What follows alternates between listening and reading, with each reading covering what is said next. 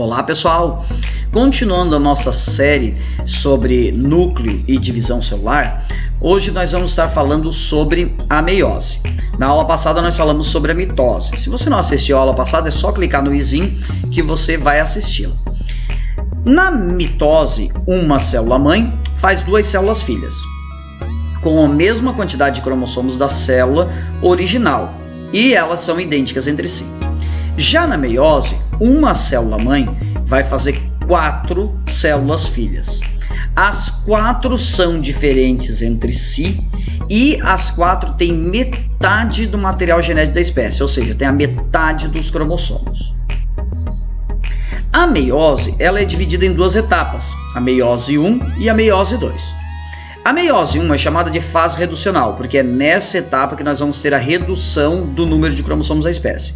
Já a meiose 2 é chamada de fase equacional. Por quê? Porque as células que iniciam a meiose 2 vão manter o seu número de cromossomos ao final dela. Só vai haver a multiplicação delas.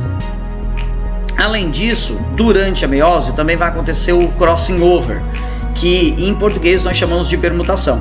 O crossing over é quando os cromossomos dos pares homólogos trocam pedaços um com o outro. Isso aumenta a variabilidade da espécie e também faz com que então as células sejam diferentes entre si.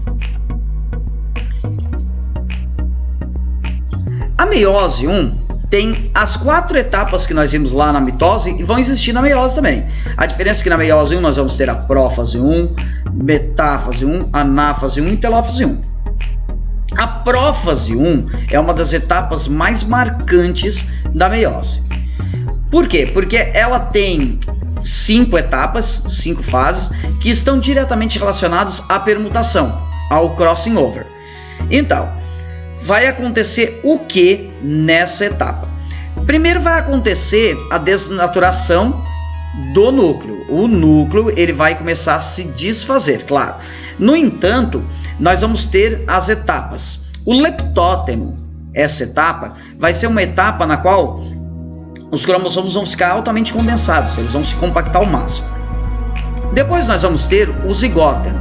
O zigóteno é a etapa na qual vai começar a formar um complexo de conexão entre os cromossomos homólogos. Vai haver uma sinapse, um ponto de conexão com proteínas, que vai ser justamente o local onde vai acontecer o crossing over. Depois, no paquíteno, nós vamos ter o que? As sinapses elas vão estar muito complexas e vai acontecer o crossing over, ou seja, um cromossomo vai trocar um pedaço com o outro. É a permutação, é a troca de pares. No diplóteno, nós vamos ver que o complexo das sinapses ele vai degenerar. No entanto, os cromossomos que trocaram pedaços, os cromossomos homólogos, ainda vai ser possível observar esse entrelaçamento entre eles, que é chamado de quiasma. Esse quiasma, que durante muito tempo não se sabia o que era, né? Se achava que era só um entrelaçamento, mas agora sabemos que é porque os cromossomos trocam pedaços um com o outro. E depois nós vamos ter a diacinese. A diacinese, então, é a etapa final, na qual acaba totalmente o complexo de sinapses e desfaz-se a carioteca.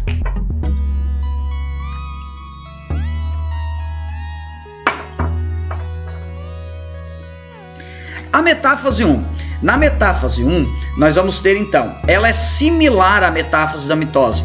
A diferença é que aqui, ó, os cromossomos não vão ficar no equador da célula. Quem vai ficar é os pares de homólogos. E as fibras do áster, então, vão conectar em pares de homólogos diferentes. Então, notem que aqui nós temos um dos pares do homólogo conectado nessa fibra e aqui o outro. Essa é a grande diferença. A diferença de que não vão ser todos os cromossomos que vão ficar alinhados no equador, e sim os pares de homólogos que ficam alinhados no equador.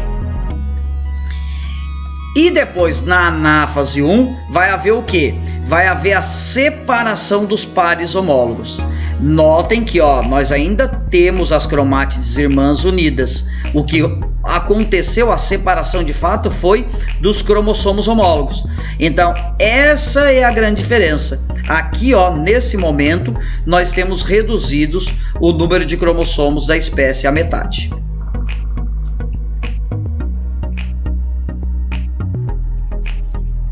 E por fim, na telófase, nós vamos ter o quê?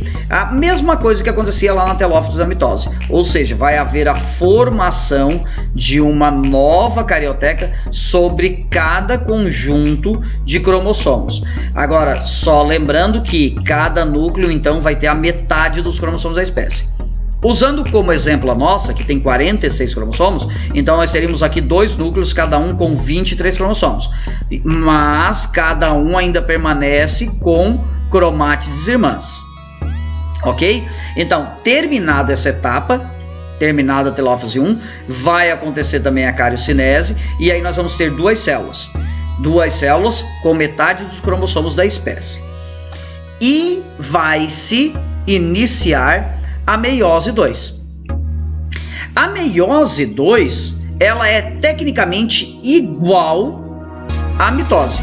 Não existe nenhuma diferença das etapas, visto que aqui vai haver a desnaturação da carioteca. Agora as cromátides, os cromossomos com as cromátides irmãs vão ficar no equador, vai haver a separação das cromátides irmãs e a formação de um núcleo sobre cada um dos cromossomos irmãos. Então, notem que nós começamos com 2 células e cada uma vai fazer a sua meiose 2. E no final, então, nós teremos 2 aqui e 2 aqui, o que resulta em 4. E é por isso que a segunda etapa, a meiose 2, é chamada de equacional. Por quê? Porque ela não vai reduzir o número de cromossomos da espécie. A única coisa que aconteceu aqui, ó, foi a separação das cromátides irmãs. Lembrando que havia cromátides irmãs por causa da fase S da interfase.